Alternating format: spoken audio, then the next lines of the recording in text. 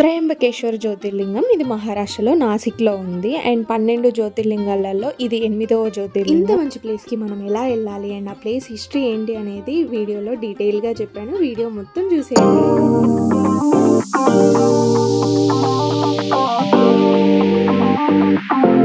Hello all, welcome back to day 2 of Shirdi trip. So day 2 special ఏంటి అంటే జున్నుగడి birthday. So మేము జున్ను birthday కోసం అని చెప్పి 3 days ట్రిప్ ప్లాన్ చేసుకుని షిరిడి అయితే వెళ్ళాము. సో ఫస్ట్ డే అయితే బాబా దర్శనం అయిపోయింది అండ్ సెకండ్ డే అయితే మేము త్రయంబకేశ్వర్ వెళ్తున్నాం అన్నమాట. డే 3 లో అయితే Ellora caves, Krishneshwar and mini Taj Mahal కి వెళ్ళాము. అది నెక్స్ట్ వ్లాగ్ లో త్రయంబకేశ్వర్ ఎలా వెళ్ళాలి అనేది కంప్లీట్ గా నేనైతే ఈ వీడియోలో మీతో షేర్ చేస్తాను. మనం త్రయంబకేశ్వర్ వెళ్ళాలంటే మనకి 3 ఆప్షన్స్ ఉంటాయి: ట్రైన్, బస్, ఫ్లైట్. ఇది ఏది అయినా కూడాను ఫస్ట్ మనం నాసిక్ కి రీచ్ అవుతాం అనమాట, మహారాష్ట్రలో ఉన్న నాసిక్. సో అక్కడ నుండి మనం బస్ తీసుకొని త్రయంబకేశ్వర్ వెళ్ళొచ్చు. మేము షిరిడి వెళ్ళినప్పుడు ఈ ప్లేసెస్ అన్ని కవర్ చేయాలనుకున్నాం కాబట్టి ఇది ఇంకా బెస్ట్ అన్నమాట. మేము 3 days ప్లాన్ చేసుకున్నాము టోటల్ గా. సో షిరిడిలో స్టే చేస్తూ ఈ ప్లేసెస్ అన్ని కవర్ చేసామన్నమాట. సో మనకి షిరిడి నుండి చాలా షేర్డ్ వెహికల్స్ ఉంటాయి. త్రయంబకేశ్వర్ అయినా, భీమశంకర్ అయినా, కృష్ణేశ్వర్ అయినా, శనిసింగపూర్ అయినా వెళ్ళడానికి. సో అట్లా మేము డే 2 త్రయంబకేశ్వర్ ప్లాన్ చేసుకున్నాం. పర్ పర్సన్ 300 తీసుకున్నారు. సో మాతో పాటు ఒక 15 members ఉన్నారనమాట. మనం అక్కడ స్టే చేయాలనుకున్నా కూడా చాలా రూమ్స్ అయితే అవైలబుల్ గా ఉంటాయి. మనకి 1000 లోపట్లోనే రూమ్ అయితే వచ్చేసి. మనం దర్శనానికి వెళ్ళాలంటే 2 ways ఉన్నాయి. ఒకటి ఫ్రీ దర్శనం అండ్ ఇంకోటి పెయిడ్ దర్శనానికి 200 per person తీసుకుంటారు అండ్ కంపల్సరీ క్యాషే తీసుకుంటారు. ఆన్లైన్ ట్రాన్సాక్షన్ అక్కడ ఉండవు అండ్ సిగ్నల్ ఇష్యూస్ కూడా చాలా ఉంటాయి. సో మీరు ఎవరైనా వెళ్తున్నారంటే కంపల్సరీ క్యాషే క్యారీ చేయండి. అండ్ ఇంకోటి ఏంటి అంటే ఫ్రీ దర్శనానికి అయితే up to 6 to 8 hours time కూడా పట్టొచ్చు అనమాట. పెయిడ్కి ఆల్మోస్ట్ చెప్పలేము 1 hour లో అయిపోతుంది. రష్ ఎక్కువ ఉంటే 2 hours పట్టొచ్చు. సో మేము వెళ్ళిన రోజు అయితే చాలా రష్ ఉంది. సో మాకైతే ఆల్మోస్ట్ ఒక 2 hours పట్టింది పెయిడ్ దర్శనానికి. షేర్డ్ వెహికల్ అని చెప్పాయి కదా, పర్ పర్సన్ 300 తీసుకుంటారు. మనకి డే మొత్తం కవర్ చేస్తారనమాట. ఒక 3 to 4 places. మనం త్రయంబకేశ్వర్ వెళ్తే మాత్రం ముక్తిధామ్, త్రయంబకేశ్వర్, నాసిక్ ఈ 3 కవర్ చేయాలి. బట్ ఆ రోజు ఆ ట్రావెల్ ఏజెన్సీ కొంచెం లేట్ గా స్టార్ట్ చేశారు వెహికల్. సో మాకైతే ఫస్ట్ ప్లేస్ ముక్తిధామ్ మిస్ అయిపోయింది. డైరెక్ట్ గా త్రయంబకేశ్వర్ తీసుకొచ్చి. అండ్ ఈ నాసిక్ వెళ్ళే రూట్ లో, త్రయంబకేశ్వర్ వెళ్ళే రూట్ లో వ్యూస్ అయితే చాలా బాగుంటాయి. బట్ నేను అదేది షూట్ చేయలేకపోయాను. అండ్ జున్నుకి కొంచెం వెహికల్ ఎఫెక్ట్ ఉందన్నమాట, వామిట్ చేసేసుకుంది. సో తనని పట్టుకొని తనని కంట్రోల్ చేస్తూ ఉండేసరికి అసలు చాలా మిస్ అయిపోయాం అనమాట. అంటే మేము ముగ్గురము తనని చూసుకుంటూనే ఉన్నాము, ఇంకా వీడియో అనేది అసలు తీయలేకపోయాను. బట్ వ్యూస్ అయితే చాలా బాగుంటాయి. ఇది నా లైఫ్ లోనే ఫస్ట్ జ్యోతిర్లింగ దర్శనము అండ్ దట్టు జున్నుగడి బర్త్డే రోజు. ఇదైతే మాకు చాలా స్పెషల్ డే. అండ్ చిన్ని గారు ఆల్రెడీ 2-3 జ్యోతిర్లింగస్ దర్శనం చేసుకున్నారనమాట బిఫోర్ మ్యారేజ్. సో మా మ్యారేజ్ అయిన తర్వాత మా ముగ్గురికి కలిసి ఇదే ఫస్ట్ జ్యోతిర్లింగ దర్శనం. సో మనకైతే టికెట్ చెక్ చేసి బ్యాగ్ స్కాన్ చేసి లోపలికి అయితే పంపించేస్తారు. ఫోన్స్ అయితే అలా ఉంటుంది. సో ఇక్కడ క్యూ లైన్ లో కూడా వాటర్ ఫెసిలిటీ ఉంది అండ్ మంచిగా స్క్రీన్ పైన మనకి 24/7 లైవ్ చూపిస్తూ ఉంటారు. సో గర్భగుడిలో ఏం జరుగుతుంది అని చెప్పేసి. అండ్ కంపల్సరీ చిన్న పిల్లలతో వెళ్తే మాత్రం ఏమైనా చిన్న స్నాక్స్ లాగా క్యారీ చేయండి. ఎందుకంటే లైన్ లో ఉంటే మనకి ఎన్ని అవర్స్ టైం పట్టేది అనేది క్లారిటీగా ఉండదు. స్పెషల్ గా హారతి టైంలో గేట్స్ అనేవి క్లోజ్ చేస్తారు. నార్మల్ అంటే ఫ్రీ దర్శనం వెళ్ళినా, పెయిడ్ దర్శనం వెళ్ళినా కూడా ఎవరిని లోపలికి అలో చేయరు. సో ఆ టైంలో మన దర్శనానికి ఎక్కువ టైం పట్టే ఛాన్సెస్ ఉంటాయి. సో కంపల్సరీ ఏమైనా స్నాక్స్ క్యారీ చేయండి. అన్ని శివలింగాల కంటే ఇక్కడ కొంచెం డిఫరెంట్ ఉంటుంది అనమాట. భూమి లోపలికి 3 చిన్న శివలింగాలు ఒకే దగ్గర ఉంటాయి. సో ఆ శివలింగాలను బ్రహ్మ, విష్ణు, మహేశ్వర్లు అంటారు. సో ఇక్కడ ఎప్పటికీ నీళ్లు ఉండేలాగా చూసుకుంటారు అనమాట. ఫస్ట్ మనం లోపలికి ఎంటర్ అవ్వంగానే ఒక నందీశ్వరుడి చిన్న గుడి ఉంటది. సో దాన్ని దాటితే మనం లోపలికి వెళ్ళొచ్చు అనమాట. అండ్ దేవుడి దర్శనం కూడా మనం డైరెక్ట్ మనకు కనబడదు, ఒక పెద్ద మిర్రర్ ఉంటది. సో ఆ రిఫ్లెక్ట్ లో మనం దేవుణ్ణి చూస్తాం అనమాట. ఈ టెంపుల్ ఒక బ్యూటిఫుల్ ప్లేస్ లో ఉంది. సో అదేంటి అంటే బ్రహ్మగిరి పర్వతం అని ఉంటది. సో దాని దగ్గర గోదావరి నది తీరాన ఒక నల్ల రాయితో ఈ టెంపుల్ అయితే కట్టడం జరిగింది. అండ్ ఈ ప్లేస్ కి చాలా హిస్టరీ కూడా ఉంది. సో అదేంటి అంటే ఇక్కడ పూర్వం గౌతమ మహర్షి తపస్సు చేసేవాడు అనమాట. ఒకసారి ఆయన చేసిన గోహత్య వల్ల తనకి గోహత్య పాపం చుట్టుకుంటుంది. సో ఆ పాపం పోవాలని చెప్పేసి గౌతమ మహర్షి మహాశివుణ్ణి ప్రార్థిస్తూ ఉంటాడు. తన భక్తిని మెచ్చి ప్రత్యక్షమైన శివుడితో గౌతమ మహర్షి ఇక్కడ గంగా నది పారేలా చేయమని కోరుతాడు అనమాట. సో అక్కడున్న బ్రహ్మగిరి పర్వతం నుండి గంగని కిందికి పారేలా శివుడు వరం ఇస్తాడనమాట. సో ఇప్పుడు ఆ గంగనే మనం గోదావరి నది అని అండ్ దక్షిణ గంగ అని పిలుస్తూ ఉంటాం. అండ్ గౌతమ మహర్షి భక్తికి మెచ్చి శివుడు ఇక్కడ త్రయంబకేశ్వర మహాదేవ్ రూపంలో వెలిసారని ఇక్కడ ప్రజలు నమ్ముతారనమాట.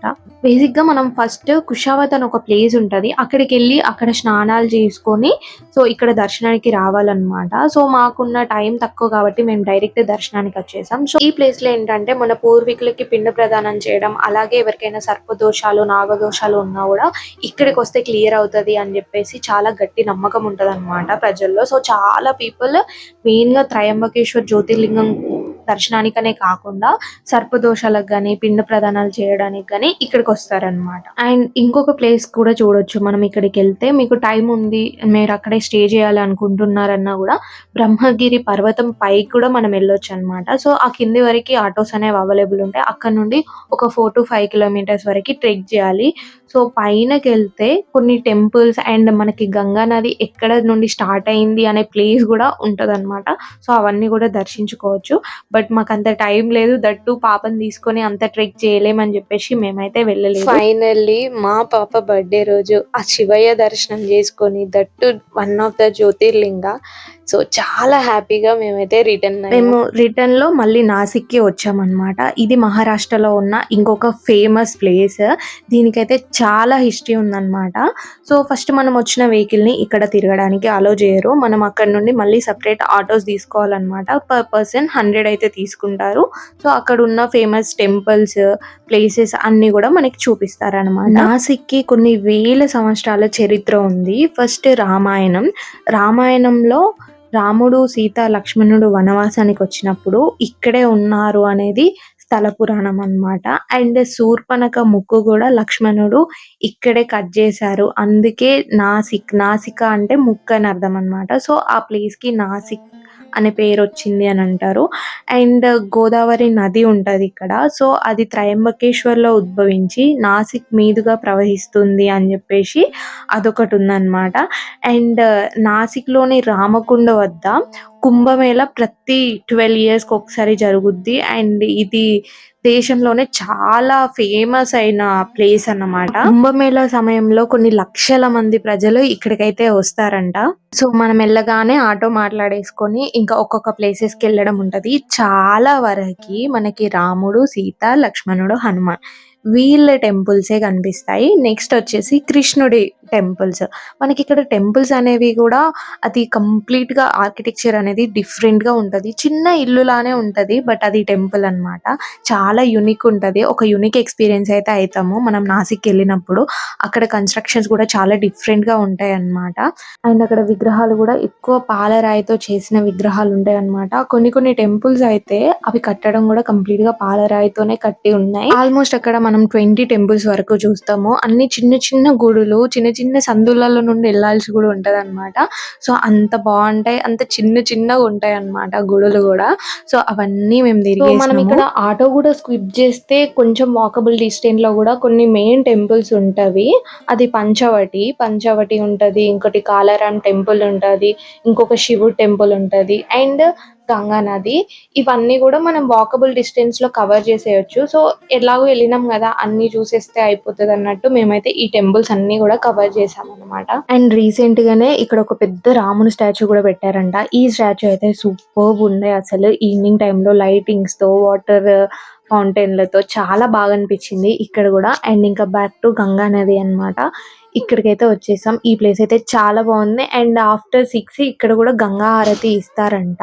సో అంత టైం అయితే మాకు లేకుండే, వెయిట్ చేద్దాము అని అంటే ఇంకా చాలా టైం పడుతుంది అని చెప్పేసి అన్నారు. మేమైతే అక్కడికి వెళ్ళేసి గంగాదేవి దర్శనం కూడా చేసేసుకున్నాము. అండ్ ఇక్కడ కూడా ఒక చిన్న శివలింగం ఉంటే చిన్ని గారు అయితే గంగా వాటర్ తోనే అభిషేకం కూడా చేసేసారు. అండ్ ఈ ప్లేస్ కూడా చాలా బాగా అనిపించింది. అంటే మంచి మ్యూజిక్ ప్లే అవుతా ఉండే, శివుడి పాటలు అవన్నీ ప్లే అవుతా ఉండే.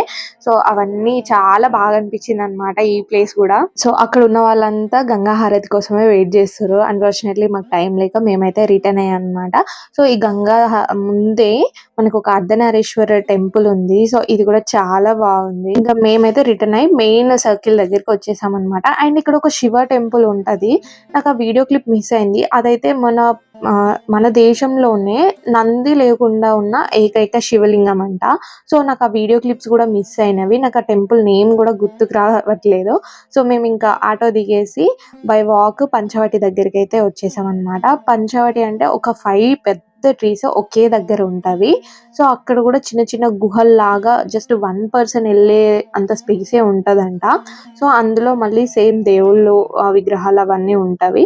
బట్ మేము వెళ్ళినప్పుడు అది కన్స్ట్రక్షన్ లో ఉంది, లోపలికి అలౌ చేయలేదు. జస్ట్ బయట నుండి ఆ చెట్లు అయితే మేము చూసేసి వచ్చామన్నమాట. సో మీరు ఎవరు వెళ్ళినా కూడా ఈ ప్లేసెస్ అయితే అస్సలు మిస్ అవ్వకండి. పంచవటి ముందే ఒక షో లాగా పెట్టారనమాట. పర్ పర్సన్ కి 1 రూపీ తీసుకొని ఇట్లా లోపలికి ఎంట్రీ అవ్వంగానే రాముడు, సీత, లక్ష్మణుడు వీళ్ళన్ని విగ్రహాలు ఉన్నాయన్నమాట. ఇగో ఇట్లా రావణాసురుడు సీతని ఎట్లా తీసుకెళ్లాడు అనే కొంచెం స్టోరీ చెప్తున్నట్టు విగ్రహాలు అవన్నీ ఉన్నాయన్నమాట. జస్ట్ ఒక 2 minutes లో అదంతా తిరిగేసాము. బట్ 1 రూపీ కాబట్టి పెద్ద ఏం అనిపించలేదు. జస్ట్ అట్లా స్టోరీ చెప్తున్నట్టు విగ్రహాలు ఉన్నాయన్నమాట. సో ఇంకా బయటకి అయితే వచ్చేసాము. అక్కడ ఒక గోశాల కూడా ఉంది. అండ్ మర్చిపోయాను, ఈ పంచవటి ఈ ఏరియాలో గోశాలలు కూడా చాలా ఉన్నాయన్నమాట. అండ్ ఇంకా బయటకు వచ్చేస్తే సేమ్ రూట్ లో చాలా సేమ్ రాముడి టెంపుల్స్, హనుమాన్ టెంపుల్స్ అట్లా ఉన్నాయి. అండ్ నెక్స్ట్ మేము కాలారాం టెంపుల్ కి అయితే వచ్చేసాం. ఈ టెంపుల్ కూడా చాలా బాగుంది. కంప్లీట్ గా నల్లరాయితోనే కట్టారనమాట. ఇక్కడ విగ్రహం కూడా నల్లరాయితోనే చేశారు. సో ఇక్కడ ఉండేది రాముడు విగ్రహమే అన్నమాట.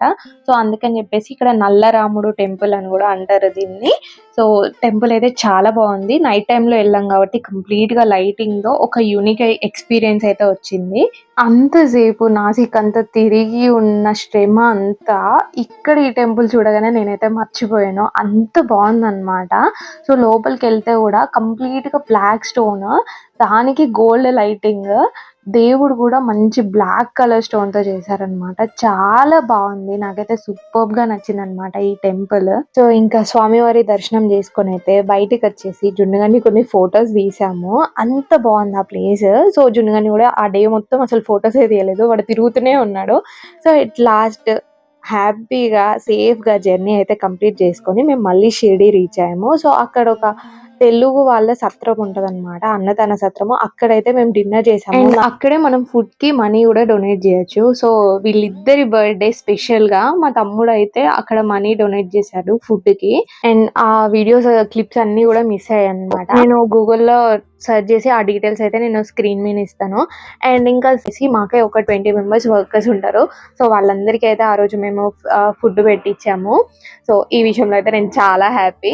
సో అక్కడ కొన్ని వందల మందికి షిరిడీలో కూడా ఫుడ్ పెట్టించాము. అండ్ మాకు కావాల్సి మా కోసం పనిచేసే వాళ్ళకి కూడా మేము ఆ రోజు ఫుడ్ పెట్టించాము అనమాట. సో వాళ్ళందరి బ్లెస్సింగ్స్ జున్నుగడికి ఉండాలని మనస్ఫూర్తిగా కోరుకుంటున్నాను. అండ్ మీరు కూడా జున్నుగడిని బ్లెస్ చేసేయండి, ఇప్పుడు హ్యాపీగా సంతోషంగా ఉండాలని చెప్పేసి. ఇట్లా చాలా సంతోషంగా జున్నుగడి బర్త్డే అండ్ మా Shirdi second day Trimbakeshwar trip అయితే కంప్లీట్ అయిపోయింది అనమాట. మీకు ఈ వీడియోలో ఏదైనా డౌట్స్ ఉంటే నాతో కామెంట్స్ లో చెప్పండి. Please do subscribe to my channel. Lots of love, flowers and family. See you in the next vlog.